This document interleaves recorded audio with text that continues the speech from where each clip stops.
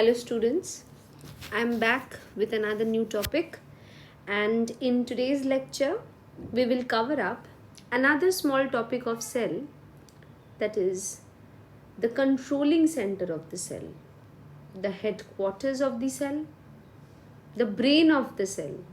I hope by this time you have understood who it is. Yes, my dear students, we are about to start nucleus. So let's begin up with that. Now, nucleus, if you move into this section in NCERT, in the first paragraph, which is just a 2 or 3 line paragraph, there you will see names of two discoverers. One is Robert Brown.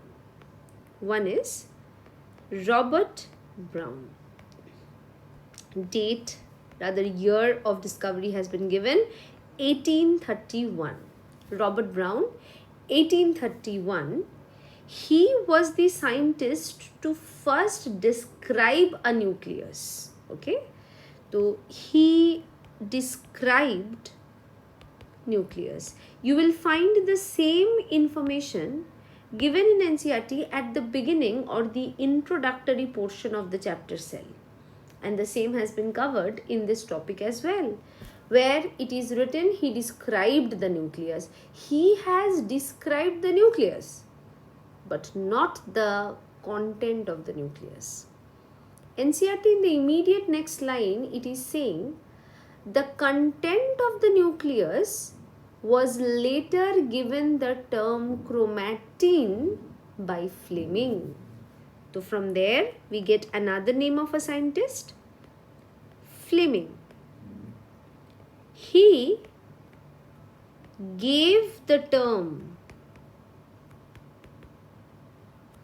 chromatin. और जब उन्होंने ये chromatin term दिए हैं ना, you have to remember chromatin is something acidic in nature. Chromatin का nature कैसा है? Acidic.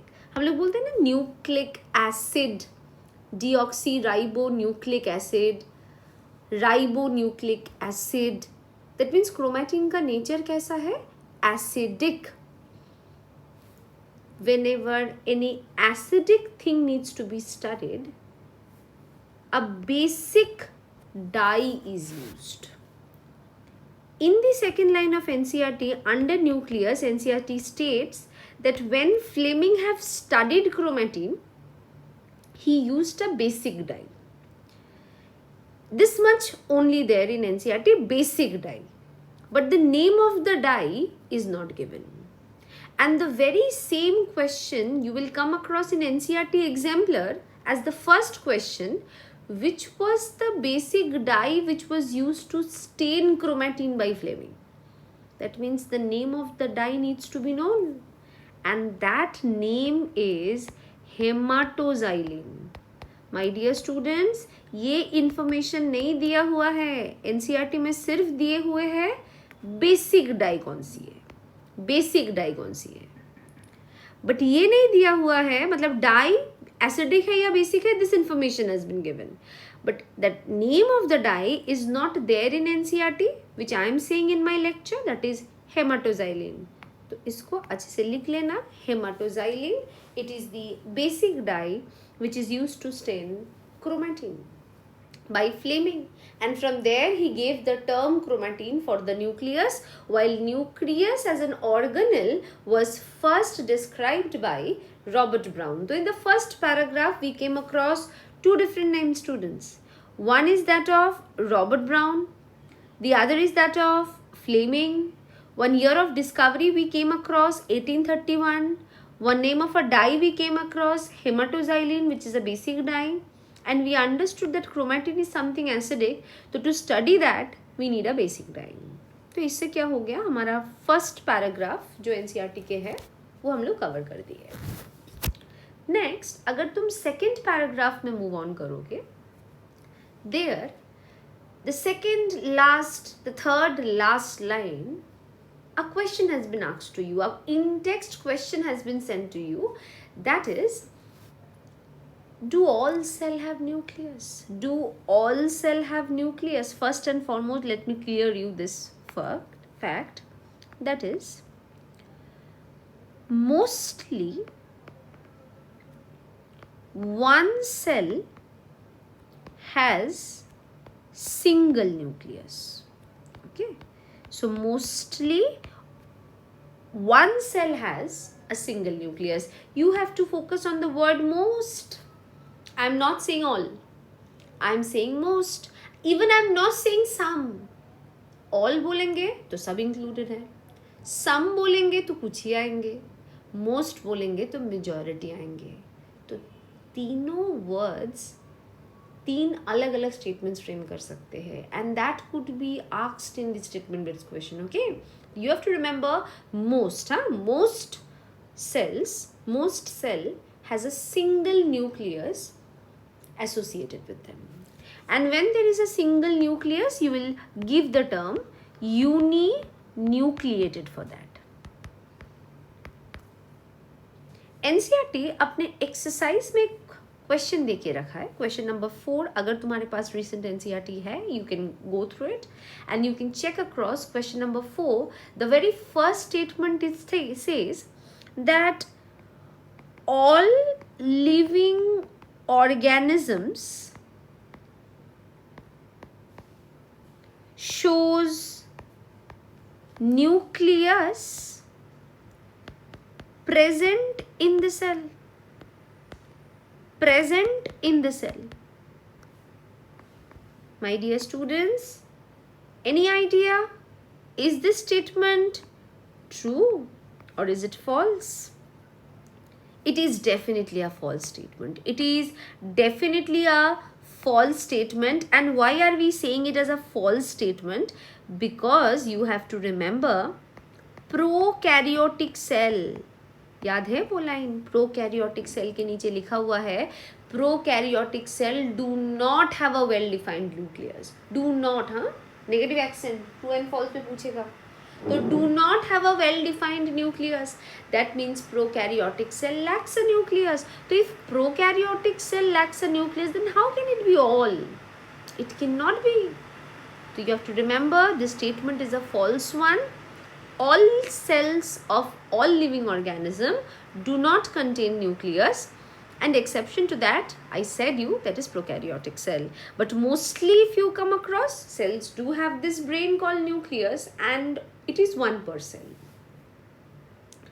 But there can be such scenarios where a cell may have more than one nucleus. This can also be a situation. A cell may have more than one nucleus. Definitely I'll provide an example to it. Paramecium. Paramecium. I hope you are aware about this organism, right? Paramecium. Paramecium belongs to kingdom Protista. It's a unicellular eukaryotic organism, and it has a well-defined nucleus where the number of nucleus is 2 per cell. So it is more than one. So NCERT asks you that can a cell have more than one nucleus? That means I gave the answer to that question. Yes, it can. And a cell has more than one nucleus.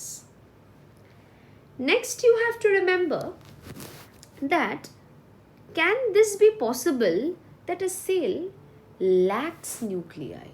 Yes, that is also possible.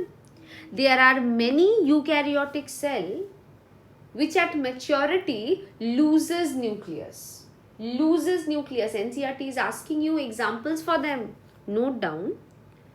Cells which loses nucleus on maturity. They are mature RBC. Look at my statement, Focus on the word mature. Look, I have written mature. It is not an immature RBC, it's a mature RBC that we are speaking of. So this mature RBC, remember that we could see here. It is very important that on maturity the RBC loses its nucleus, And then the next question NCERT is asking, should we call these cells alive? Yes, they are alive. Do you know RBC survives? This RBC, it survives for 120 days. And it is seen, that means इसका survival rate क्या है? 120 days. ये इसका life span है, हाँ? And it is seen that when it is at the span of 60 days, it loses its nucleus to use the maximum area to carry hemoglobin. That means after 60 days, if it loses the nucleus and it has a lifespan of 120 days, that means further 60 days it is surviving without the nucleus. So yes, definitely, the cell is alive. You cannot say the cell dies without the nucleus. Mature RBC animal का हो गया. Plant में भी एक ऐसा example दिए हुए है, that is mature sieve tubes. Sieve tubes, sieve tubes भी अपना न्यूक्लियस खो देता है. तब ये सेल को जिंदा बोलना चाहिए कि नहीं? ये भी जिंदा है. पता है, इनको बचाने के लिए इन्हीं के बगल में, इनको कंपनी देने के लिए इनका एक सिस्टर प्रेजेंट है, that is companion sales.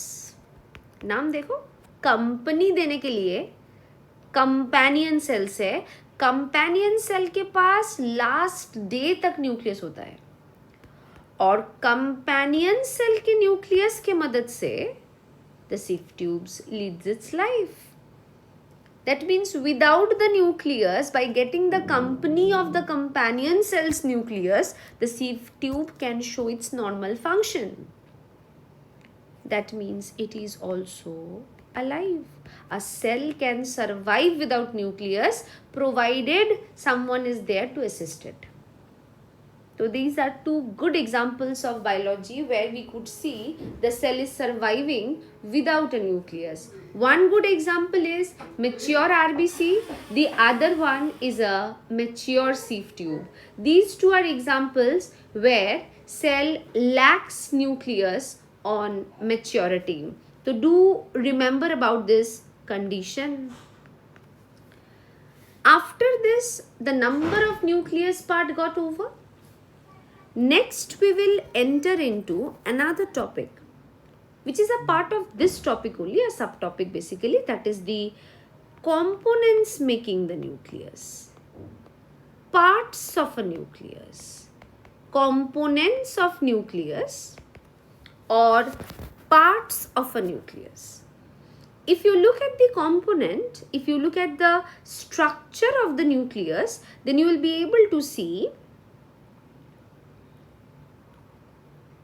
a well-defined nucleus contains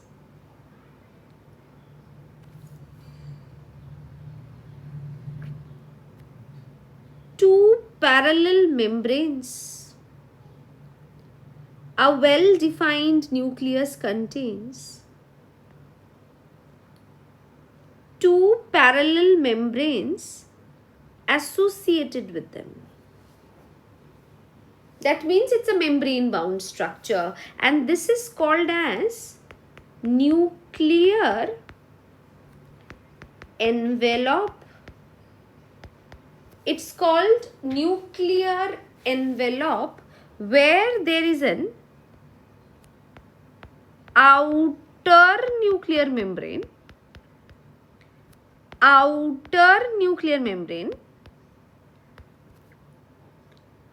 followed by inner nuclear membrane. That means we can see two parallel membrane it is learning. These are two parallel membranes. So let us write down the few details about our first component, that is nuclear envelope.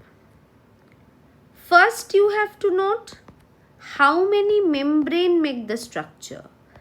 Two parallel membrane it is. That is outer nuclear membrane and inner nuclear membrane. outer nuclear membrane, inner nuclear membrane. In between the two membrane, you can find a space present, prominent space present, which is taken to be perinuclear space, where peri means in between. Perinuclear space. And NCERT provides you a diameter of that. The perinuclear space, it measures 10 to 50 nanometer. The space present in between the two membrane, it's called perinuclear space, and it has a diameter of 10 to 50 nanometer. What is the function of this membrane? It acts as a barrier. It acts as a barrier between two things. It acts as a barrier between two things. It acts as a barrier between nucleoplasm and cytoplasm. You know, nucleoplasm is the matrix of the nucleus and cytoplasm is the matrix of the cell. So to segregate the cytoplasm from the nucleoplasm, this is acting as a barrier. And this is again a line of NCERT. So you have to remember that what is its work? Note down the function. Function acts as a barrier between nucleus and cytoplasm. Acts as a barrier between nucleus and at the same time cytoplasm. Next, you can see at certain places, the two nuclear membrane, they are fusing. The two nuclear membrane, they are fusing. जैसे देखो इधर है, इन जगहों पे ना nuclear membrane क्या कर रहा है? फ्यूज कर रहा है. और इन जगह पे कुछ माइन्यूट पोर्स क्रिएट हुआ है, which we will mark it as nuclear pores, which we will mark as nuclear pores. So basically, what are nuclear pores? These are minute pores that has been created due to the fusion of the two nuclear membrane. And what is the work of these pores? Substances gets exchanged. Two substances gets exchanged. One is RNA, the other one is protein. One is RNA, the other is protein. And पता है वो RNA और protein अंदर घुस सकता है, बाहर भी निकल सकता है, मतलब bidirectional transport होता है, which we can write. So here we will mention that nuclear pores, they are minute pores formed due to fusion of nuclear membrane.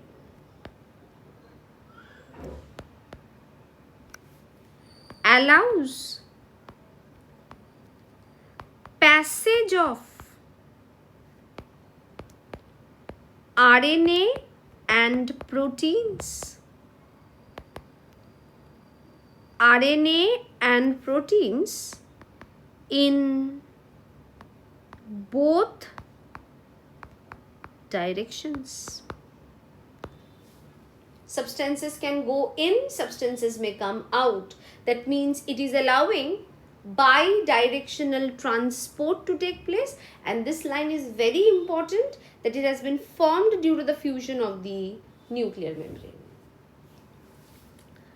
Next, you have to remember, inside the nuclear membrane, if you see,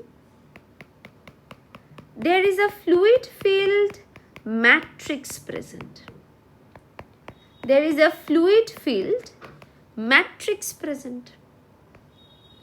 This matrix is called nuclear matrix, or in other words we say it as nucleoplasm.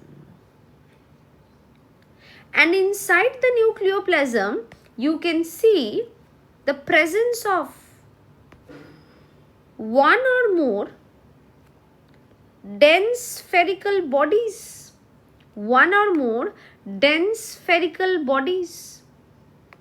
These are termed as nucleolus.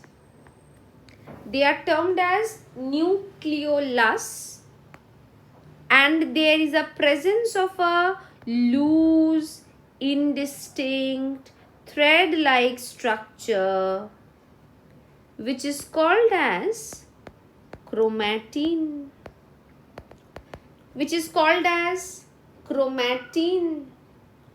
So these are the contents of the nucleoplasm. So what is nucleoplasm? That we are going to write first. The nucleoplasm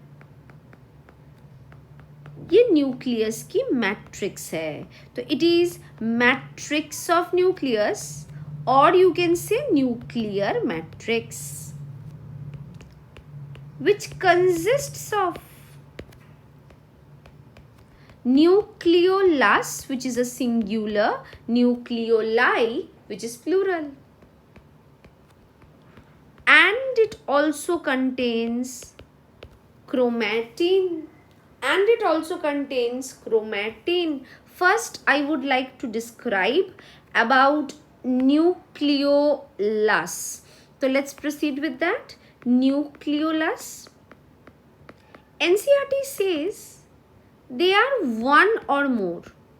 diagram में भी देखना, मैंने दो बनाया है, मतलब एक से ज्यादा होता है, तो one or more.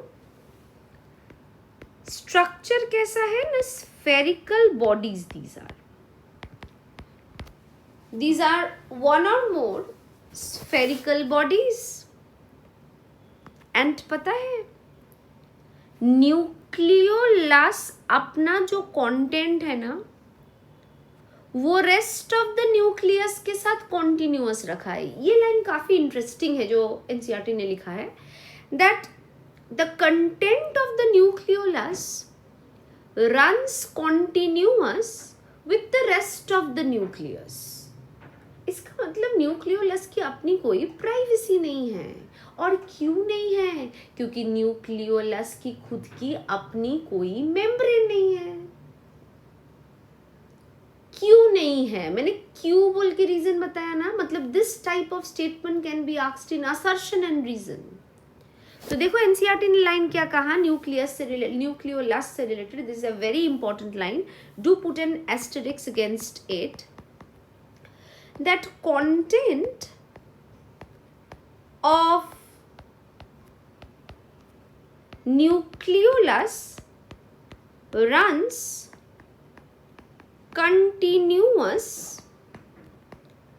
with rest of nucleus as NCERT में जितना as, thus, since, therefore, because है ना, उनको हाईलाइट कर लेना, क्योंकि उसी से assertion reason आता है. As it lacks membrane. That means it is a non-membrane bound structure. और इसमें हाईलाइट कर लेना, this can be asked in AR type, assertion reason type of questions. Remember that. Structure कैसा है, कहाँ पे रहते हैं, वो तो देख लिए. अब क्विकली फंक्शंस डिस्कस कर लेते हैं. न्यूक्लियोलस की फंक्शन क्या है? फंक्शन में याद रखना, it is important. Nucleolus ribosome बनाते हैं. न्यूक्लियोलस एक्चुअली राइबोसोम का आरएनए बनाते हैं, आरएनए बनाते हैं. इसका मतलब nucleolus can be said as a factory that manufactures ribosome, and ribosome further manufactures protein, and hence ribosome is called protein factories while nucleolus is called ribosome factory. So it has a role in manufacturing. It manufactures ribosome. Hence it is also called ribosome factory. और ये ribosome फिर जाके क्या बनाएंगे? Protein. And to make you understand this line, see what NCERT writes. NCERT ने इसकी function को कैसे बोला है देखो. That larger and more number of nucleoli occurs in cell actively involved in protein synthesis. Obviously एक बार सोच के देखो, जिन सेल का 24 आवर्स में बहुत सारा प्रोटीन बनाना होता है, उन सेल्स में तो प्रोटीन फैक्ट्री ज्यादा होना ही पड़ेगा. दैट मीन्स उन सेल में राइबोसोम ज्यादा होना पड़ेगा. और उन सेल्स में अगर राइबोसोम ज्यादा हो तो the one who manufactures the ribosome, that is nucleolus, that also has to be large in number. इसीलिए इस लाइन को my dear students please highlight कर लो. This is a very important line. Larger and more number of nucleoli occurs in cell actively involved in protein synthesis. Larger and more number of nucleoli occurs in cell actively involved in protein synthesis. इसी से nucleolus complete हो गया. Nucleolus is one of the component of the nuclear matrix, but you can see in the diagram I have drawn a thread-like structure present, which is called as chromatin. Now, what is chromatin?